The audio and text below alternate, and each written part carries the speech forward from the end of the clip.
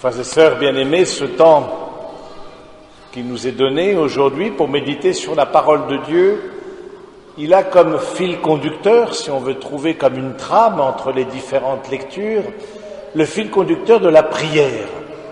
La première lecture qui est assez amusante, où on voit notre ami Abraham en train de négocier, et peut-être certains parmi vous ont des métiers qui amènent à négocier. Là, c'est une négociation avec Dieu lui-même. Et il dit, ben voilà, Sodome est ce qu'elle est, mais s'il y a 50 justes, 30 justes, jusque 10 justes, est-ce que tu sauveras? Au fond, à travers ce passage du livre de la Genèse, eh bien, on voit comment dans la prière, on obtient et on ouvre le cœur de Dieu. Parce qu'il s'agit bien de ça, de frapper au cœur de Dieu pour obtenir. La prière nous est difficile et comme les disciples à Jésus, nous disons aussi au Seigneur, apprends-nous à prier. On voit bien la difficulté si l'un ou l'autre a commencé une vie d'oraison, c'est-à-dire cette prière silencieuse. On voit tout de suite 1000 idées qui nous viennent. Ah oui, tiens, faut que je fasse telle course, tiens, j'ai oublié telle autre chose, faut que j'appelle un tel. On voit bien que dans la vie de prière, il y a une difficulté de se remettre en Dieu et de laisser Dieu agir en nous par son Esprit Saint. Parce qu'au fond, c'est ça la vie de prière. La vie de prière, ce n'est plus nous qui agissons, sinon le fait de décider de prier, mais une fois qu'on s'est mis en prière, on laisse le Seigneur lui-même agir. C'est une certaine mort, au fond. Alors que dans notre société activiste, basée beaucoup sur l'efficacité, bien, on voit au contraire que c'est le fruit de nos actes et on enchaîne action après action. Là, dans la prière, eh bien, c'est pas nous qui avons les clés de la rencontre, c'est Dieu qui a les clés de la rencontre. Et c'est pour ça, c'est une certaine Pâque, mourir pour ressusciter avec le Christ, c'est une certaine mort à nous-mêmes. Alors, il faut, et c'est vrai que c'est un combat, la prière. C'est un combat parce qu'on a toujours quelque chose de mieux à faire. Et au cœur même de la prière, on se dirait, oh tiens, si j'étais dans tel endroit ou dans tel autre, eh bien, je serais certainement plus utile. Combien de personnes, par exemple, ne comprennent pas la vie contemplative, la vie monastique, dans un Carmel, chez les frères ou sœurs de l'ordre de Cîteaux, les bénédictins, les grandes traditions monastiques, on ne les comprend pas. Mais pourquoi ces personnes-là, au fond, ne vont pas aider les pauvres? Pourquoi est-ce que ces personnes-là ne vont pas soulager les miséreux? Bien précisément, et on le verra au ciel, combien les monastères, ce sont les poumons vraiment de notre monde, ces colonnes sur lesquelles s'appuie notre monde pour être soutenu par la prière. Nous sommes ce que nous sommes grâce à la prière des autres. Et puis, on le verra certainement, ce sera la prière d'une grand-mère pour ses enfants ou petits-enfants, ce sera la prière d'un ami, ce sera la prière d'un époux, ce sera la prière qui nous aura valu la grâce d'être en communion pour toujours avec le Seigneur. Prenons conscience que si nous sommes là aujourd'hui, d'autres ont prié pour nous pour pouvoir être avec le Seigneur en communion. Nous ne sommes pas seuls, et c'est précisément ça la définition du croyant. Le croyant, c'est celui qui n'est jamais seul. Nous sommes un corps, et à travers la première lecture, eh bien, avec Abraham, on voit que l'on intercède pour le Seigneur, on intercède pour les pécheurs, tous ceux qui sont loin de Dieu.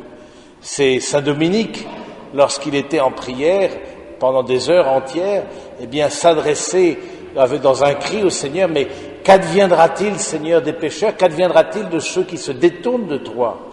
Ce souci que l'on a de prier les uns pour les autres, non seulement de penser, parce qu'on dit souvent, moi je penserai à toi. C'est bien, penser, mais c'est pas la pensée ne sauve pas. C'est la prière qui sauve. Autre chose de dire je pense à toi, autre chose je dis je prie pour toi. On voit bien que on n'est pas du tout dans le même registre. Et à tel point que Mère Teresa, par exemple, non seulement elle disait je vais prier pour vous, mais elle s'arrêtait et séance tenante, elle dit prenons un temps de prière, tournons-nous vers Dieu ensemble. Pas seulement je vais prier pour vous après. Non, là, maintenant. Parce que quand on est face au Seigneur dans la prière, il y a une communion, une grâce. Quand 2 ou 3 sont réunis en mon nom, eh bien moi, je suis là, au milieu de vous. Nous avons foi en cette parole de Jésus, parce que nous avons foi en sa personne.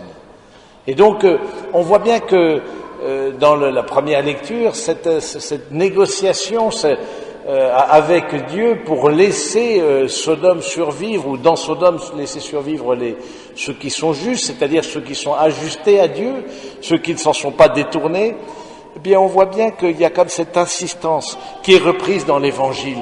Dans l'Évangile, c'est bien ça, même Jésus nous parle de sans gêne. Il faut être audacieux dans notre prière, il faut demander. Vous qui êtes mauvais, vous donnez de bonnes choses à vos enfants. Combien plus le Père des cieux qui est saint donnera-t-il de bonnes choses? Et qu'est-ce qu'il peut nous donner sinon l'Esprit Saint à ceux qui l'en prient? Alors, cette manque d'audace parfois dans la prière, qui est souvent un manque de foi, parce que l'absence de vie de prière dans notre existence, petit à petit, c'est la foi qui se délite, c'est la foi qui part, c'est la présence de Dieu dans notre vie au quotidien. De même qu'on a besoin de notre pain quotidien, de même on a besoin de cette rencontre avec le Seigneur.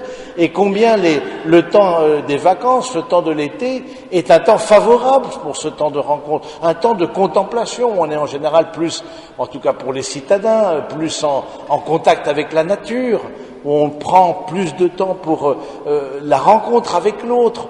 Prenons aussi plus de temps pour la rencontre avec Dieu et la rencontre avec sa parole dans l'écriture et dans la méditation. Demandons au Seigneur vraiment et pour puiser des forces, parce que c'est ça, se reposer. Se reposer, c'est notre cœur n'a de repos tant qu'il ne demeure en toi. Se reposer, c'est se remettre en Dieu et redécouvrir en Dieu sa source. Alors que le monde agit par distraction, Dieu agit par attraction. Il nous attire, et il nous attire dans la prière, pour pouvoir dire aussi que ce que nous sommes et que la fécondité de notre vie, elle doit en grande partie à la place qu'on a laissée à la prière. Mais on voit bien que c'est un combat. C'est un combat pour vous, pour nous, prêtres, pour nous qui nous sommes consacrés au Seigneur dans la vie religieuse et sacerdotale. C'est un combat. Figurez pas que c'est plus facile quand on a été appelé au sacerdoce ou à la vie religieuse, pas du tout. Et on voit bien qu'il y a différentes formes de prière dans la vie d'un consacré, la prière liturgique, à travers la prière de l'office, la prière de la messe, là on fait son prix, la prière silencieuse dans l'oraison, et que notre prière soit justement comme une respiration, comme ce moment où on décharge le fardeau, où on remet tout dans les mains de Dieu, où on s'abandonne et on fait confiance. Parce que c'est ça. Mon Père, je m'abandonne à toi, fais de moi ce qu'il te plaira. Cette grande prière de Charles de Foucault. Mais ayons cette audace.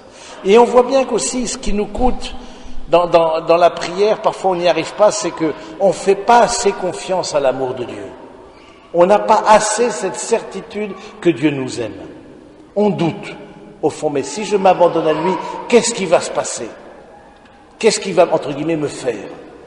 Et on voit bien dans des personnes qui sont éprouvées, mais qu'est-ce que j'ai fait au ciel pour avoir telle ou telle chose? Et ces signes, et ça fait que dans la prière, ça fait que la prière, après, elle est plus soutenue. Elle n'est plus comme nourrie, parce que la foi n'est pas au rendez-vous. Dans l'Évangile, le Seigneur lui-même nous rappelle quelque chose d'important, non seulement cette prière audacieuse, mais aussi, il nous dit, cette prière, c'est une prière pour la réconciliation. Et c'est le deuxième temps, à mon avis, le deuxième temps de notre méditation, la réconciliation, le pardon. Et quand Jésus nous donne le Notre Père, il nous dit, pardonne-nous comme nous avons aussi des torts, comme nous-mêmes nous pardonnons. De même que pour Sodome, il y a une invocation pour le pardon. C'est là où on voit que les actes de réconciliation, et on pourrait dire beaucoup de choses sur la réconciliation, s'enracinent souvent dans la prière, comme première étape pour demander, parce que c'est un don de Dieu, pour demander le don de la réconciliation. Pour demander que l'amour circule à nouveau entre nous, pour demander que les barrières de méfiance tombent pour que le Seigneur lui-même nous fasse rentrer en communion les uns avec les autres. Alors vous voyez, cette réconciliation, comme cette union avec Dieu, demande de l'audace, elle s'enracine dans un combat spirituel, Elle s'enracine dans un combat spirituel. Comme dit le grand Saint Paul, je ne fais pas le bien que je veux et je fais le mal que je veux pas. Je sens qu'au moment de me mettre en contact avec Dieu ou d'aller à la rencontre de mon frère pour demander pardon ou recevoir son pardon, ou lui donner mon pardon, eh bien, on voit bien qu'il y a des réticences. Alors petit à petit, le cœur se tournant vers Dieu, lui laissant la place, ce cœur s'apaise, ce cœur se tranquillise et donc devient aussi une source de communion pour beaucoup. Demandons, frères et sœurs bien-aimés, au cœur de cette messe, demandons la grâce particulière pour nous-mêmes et pour les autres, cette grâce de l'intimité avec Dieu, cette grâce de prendre du temps avec le Seigneur, cette grâce de nous porter les uns les autres dans la prière, de nous soutenir parce que l'on a besoin de la prière de l'autre. On a besoin que le Seigneur aussi vienne à notre secours. Alors oui, l'espérance peut renaître, oui, la foi peut grandir, la charité peut s'épanouir.